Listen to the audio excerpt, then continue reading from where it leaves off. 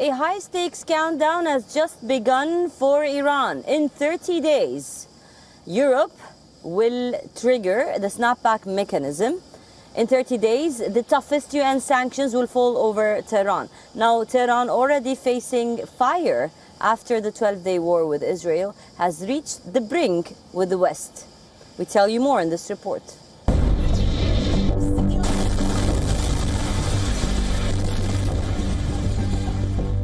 12 days of war shook Iran to its core. Israeli strikes pounded crucial nuclear and military sites.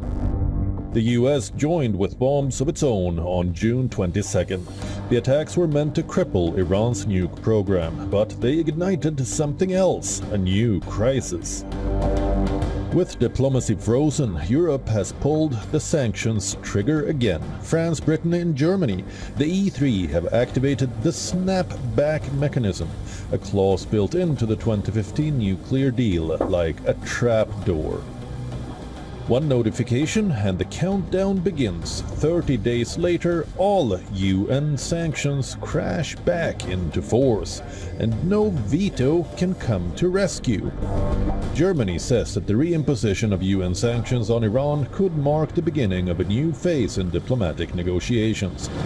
And the case against Iran was already stacked before the war.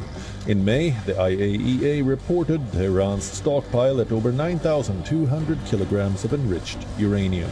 More than 400 kilos of that at 60% purity, dangerously close to the 90% needed for a bomb. These were the pre-war figures. After the strikes, the inspectors' view shrank with cameras removed and IAEA inspectors barred. Access is now patchy, limited to a few sites, and the full picture of Iran's program is obscured. The E3 say Iran has willfully and publicly departed from its promises. They offered Tehran a deal in July: delay the snapback if 3 conditions are met, return to talks with Washington, open the door to UN inspectors, and explain the enriched uranium already on hand. Tehran rejected it outright.